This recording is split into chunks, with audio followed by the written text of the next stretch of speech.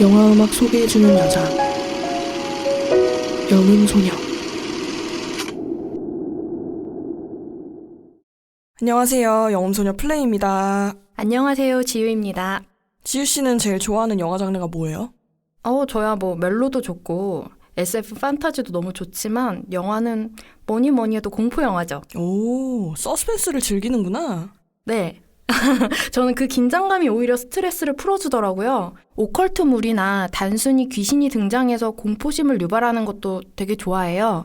한여름에 이불 뒤집어 쓰고 땀 뻘뻘 흘리면서 이야기 속으로나 혹은 토요미스테리 극장을 본방사수한 애청자였거든요. 네, 스토리적인 연출도 너무 좋았는데 매 에피소드마다 쓰인 음악들이 너무 인상적이었었어요. 20년이 지났는데도 그때 어떤 에피소드에 어떤 팝들이 나왔었는지 기억이 나는데 이게 제가 절대 머리가 좋아서 기억하는 게 아니라 정말로 음악이 주는 영향력이 매우 크기 때문이라는 생각이 들어요. 영화로 예를 들어보자면 존 카펜터 감독의 할로윈 메인 테마를 상상해보세요. 영상물 없이 이 메인 테마만 들어도 누가 칼 들고 쫓아오는 모습이 연상되잖아요.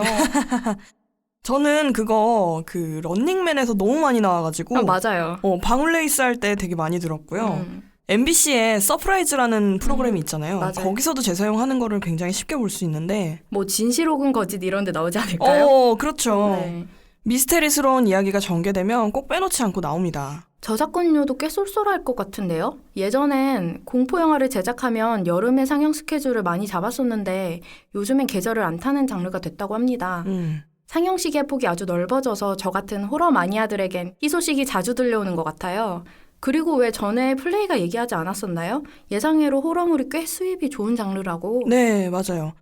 그게 언니 같은 마니아층이 굉장히 탄탄해서 대박의 수익을 올리지는 않지만 항상 중박 이상의 성적은 가져가요. 예를 들어서 제작비가 20억이면 30억 번다고 해야 되나? 손익분기 좀 넘어서 10억 정도를 남겨먹는 거죠. 파이널 데스티네이션 같은 시리즈가 계속 속편이 나오는 이유도 이 때문이고요.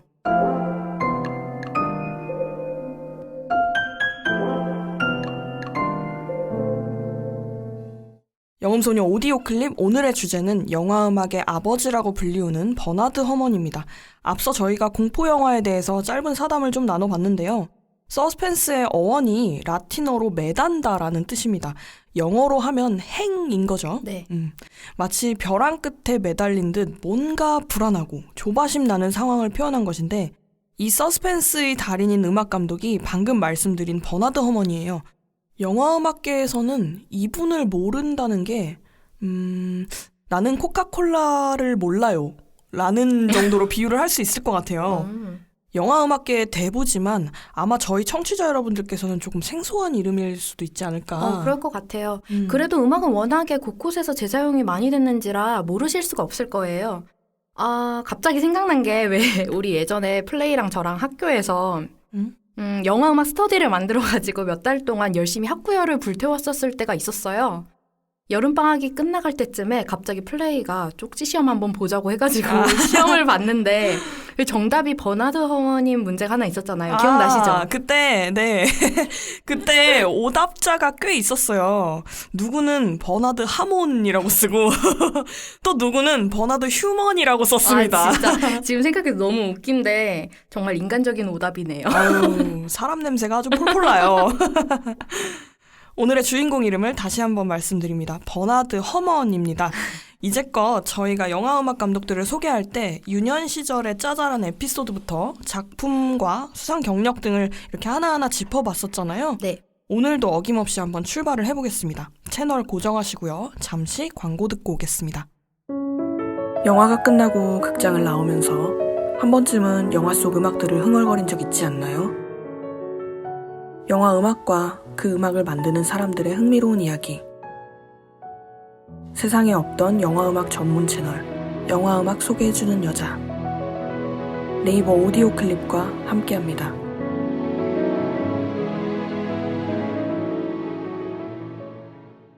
버나드 허먼은 1911년 6월 뉴욕에서 태어났습니다. 러시아계 유태인이고요. 많은 천재 아티스트들이 그렇듯 아버지께서 허먼과 동생에게 음악 조기 교육을 시켰다고 합니다. 아, 이쯤 되면 이런 유년 시절의 환경과 과정들이 뭔가 위인을 구성하는 필요 충분 조건이 아닐까 싶어요. 그렇죠. 저희가 이제껏 소개했던 많은 영화 음악 감독들이 다 그랬잖아요. 더 이상 말하면 입이 아픈 수준이 됐죠. 항상 매 에피소드마다 플레이는 아버님한테 강력한 눈찌릿을 왠지 보낼 것 같아요. 아버지 미안해. 이 버나드 허먼의 아버지는 검안사였대요. 사진을 보니까 허먼도 안경을 쓰고 있어요. 음악뿐만 아니라 여러 책들도 가까이 했었다는 자료가 있는데 아마 그래서 시력이 좀 나쁜 것 같습니다. 아, 플레이도 원래는 눈이 나빴다고 그러지 않았어요? 네, 저는 수술을 했고요.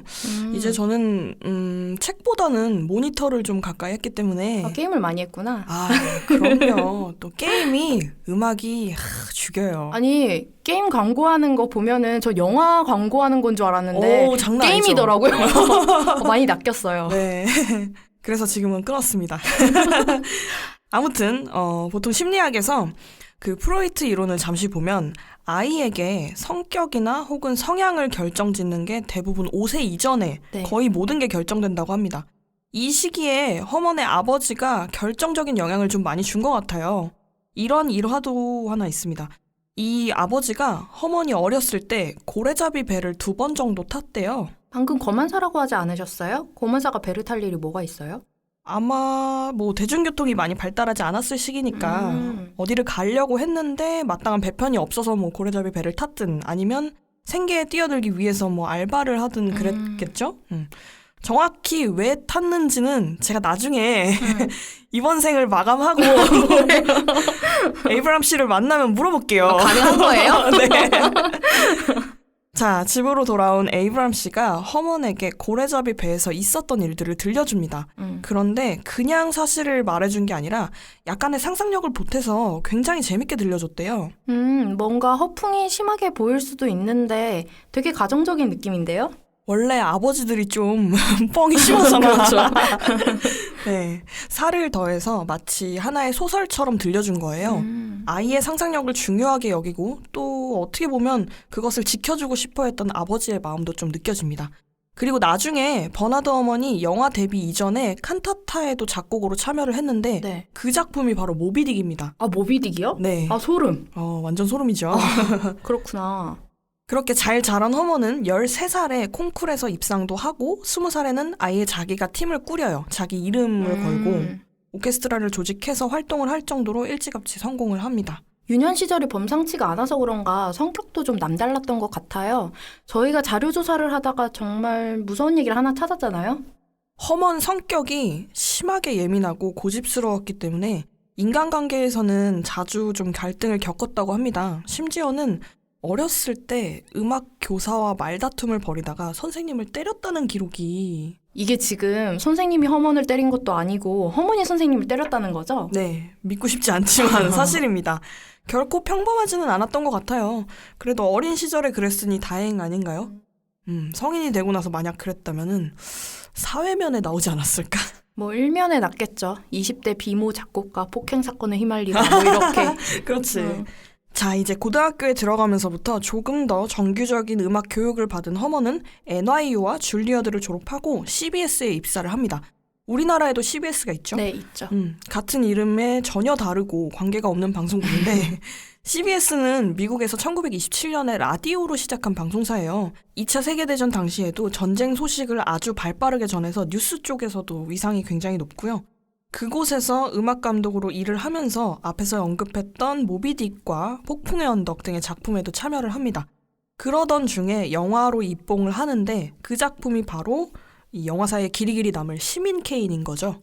이동진 씨가 3시간도 넘게 위대한 점을 이야기할 수 있다고 말했던 그 영화군요.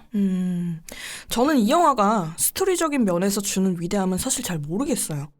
오히려 촬영 기법이 많이 발달하지 않았을 시기에 이런 기술을 구현해놨다는 것이 정말 대단하지 않았나 하는 생각을 좀 해봅니다. 점점 말투가 이동진화 돼가네요. 그 이쯤에서 안경을 이렇게 한번 고쳐 써주고 그럼에도 불구하고 이 영화가 갖는 예술적인 의미는 바로 이것이라 말씀드릴 수가 있습니다. 아니, 요즘 플레이가 개인기가 점점 늘고 있어요. 이 지난 방송 때도 녹음 끝나고 저를 어찌나 웃겨주시던지 진짜 고생했는데. 네, 재밌게 하려고 많이 노력하고 있습니다.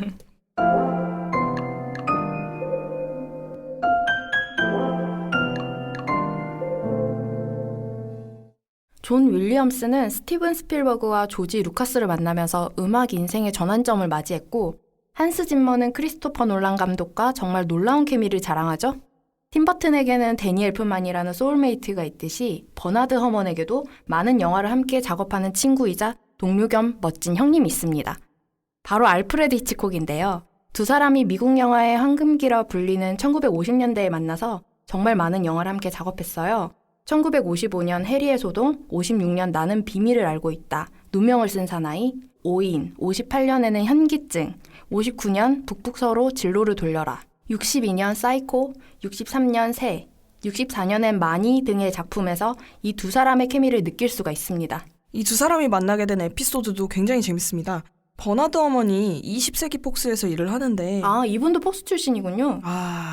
나도 폭스 가서 교육과정을 좀 밟고 싶다. 하루는 허먼이 폭스에서 녹음을 하다가 중간에 이렇게 나왔어요. 근데 네. 이제 복도에서 싸우는 소리가 막 들리더래요. 그래서 뭐야, 뭐 누가 저렇게까지 싸우는 거야 하다가 이제 궁금해가지고 옆에 스튜디오를 살짝 이렇게 들여다봤대요. 그랬더니 어떤 엔지니어가 지나가면서 이제 끼지 마시라고, 이거 저 사람 성격 진짜 더럽다고 절대 말도 섞지 말라고. 그래서 알고 보니까 안쪽에서 알프레드 히치콕이랑 작곡가랑 박 터지게 싸우고 있더래요. 네. 바닥에 막 악보 다 널브러져 있고 세션들 얼굴은 굉장히 심각하고. 그래서 뭐 그런가 보다 했는데 히치콕이 이렇게 허먼을 딱 쳐다보더니 나 지금 작곡가 바꿀 건데 너 와서 지휘 한번 할래? 웬일이야. 그래서 fall in love이 된 거죠. 그런데 이 두 사람의 조합이 엄청난 시너지 효과를 발휘합니다. 물론 알프레드 히치콕이 수많은 작품을 남겼고 또 그중에서 허먼이랑 같이 한 작품은 한 10여 편 정도밖에 되지 않지만 그 작품들이 다 알프레드 히치콕의 대표작이에요. 그래서 저는 히치콕의 완성은 어떻게 보면 버나드 허먼이다 라는 말씀을 좀 드리고 싶습니다. 그럴만하네요. 허먼이 데니 엘프만의 스승이라던데요? 데니 엘프만 스타일과는 조금 다르지만 실제로 데니 엘프만이 본인은 버나드 허먼에게 영향을 굉장히 많이 받았고 역사적으로 가장 위대한 영화음악가다라는 말을 한 적이 있습니다. 덕후가 아닐까요? 그렇죠. 자, 그럼 우리도 덕후처럼 네. 버나드 허먼의 대표작 3가지만 한번 볼게요. 먼저 1958년인 현기증입니다. 영화 오프닝만 들어보셔도 굉장히 현기증이 나죠. 멜로디도 빙빙 돌아요. 맞아요. 그 빙빙 돈다는 표현이 딱 맞아 떨어집니다. 이 영화의 주인공이 형사인데 옥상에서 범인을 추격하는 과정에서 동료 경찰이 추락사로 세상을 먼저 떠납니다. 그 사건을 겪은 주인공이 아주 병적인 고소공포증을 겪어요. 그래서 결국엔 사직을 하고 사립탐정이 되어서 일을 하는데 한 여자를 만납니다. 여기서부터 위험한 이야기가 시작되죠. 그렇죠. 사건이 전개가 되려면 이성을 만나야 해요. 그 과정에서 이 주인공이 계속해서 현기증을 느끼는데 그럴 때마다 이 테마가 등장을 합니다. 영화 오프닝 크레딧에 나오는 바로 그 음악이죠. 이게 짧은 멜로디가 계속 반복을 주니까 어떻게 보면 라이트 모티프? 미니멀의 일종이라고 생각해요. 네, 그런 표현 기법의 창시자라고 볼 수 있습니다.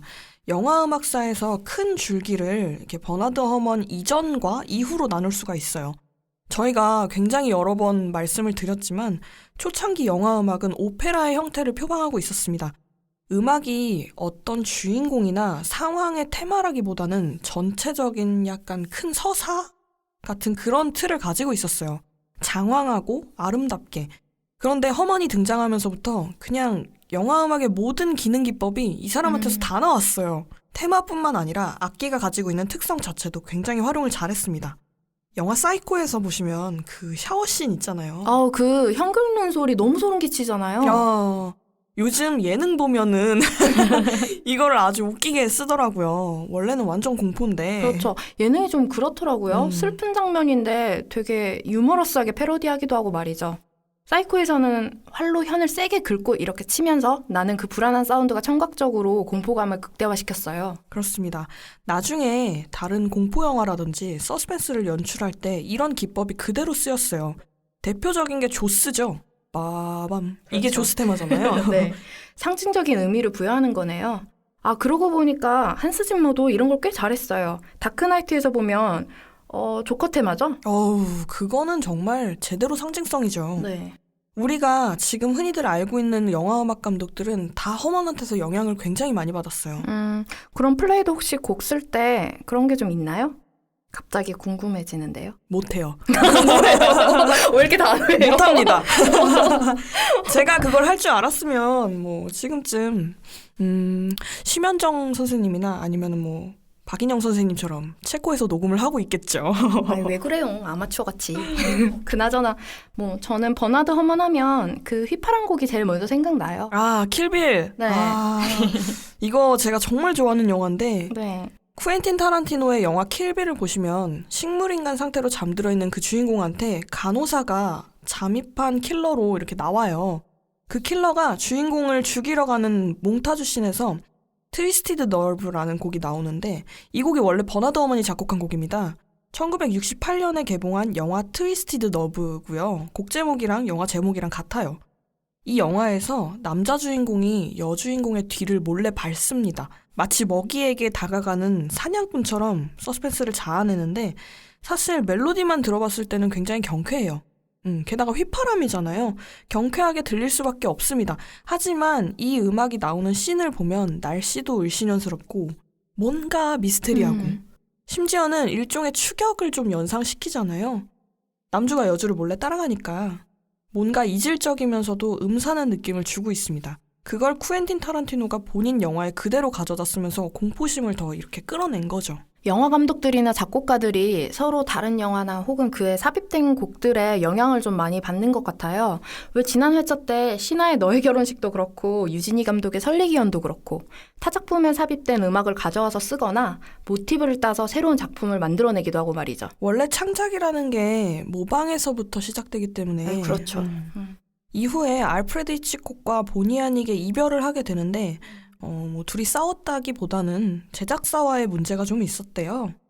그래서 서로 다른 많은 영화들을 또 작업을 하다가 1975년 택시 드라이버라는 영화를 녹음을 마친 후에 12시간 만에 허먼이 폐암으로 세상을 떠납니다. 이듬해인 1976년에 개봉했죠? 여기에도 재미있는 일화가 있습니다. 허먼이 자신은 이제 영화음악계를 떠나서 쉬고 싶다면서 한적한 곳으로 떠나서 유유자적하고 있었어요. 그런데 어느 날 정말 누가 봐도 거짓골을 한 젊은 청년이 나타나서 시나리오 한 편을 주더래요.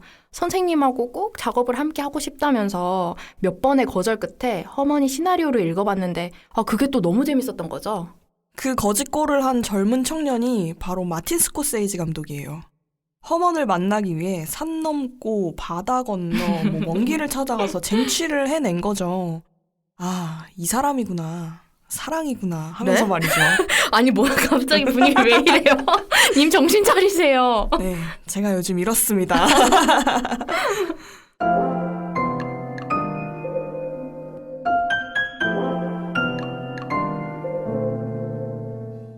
네, 영음소녀 오디오 클립 오늘은 짧게나마 버나드 허먼의 생애를 돌아봤습니다.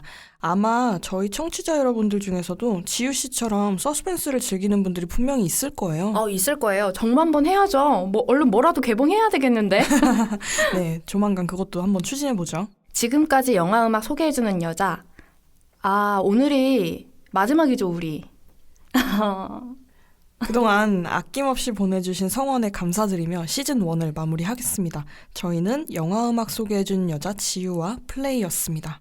조만간 이벤트 공지로 또 인사드리도록 하겠습니다. 가정의 평화와 함께 영화음악과 함께 행복한 5월 되세요. 감사합니다.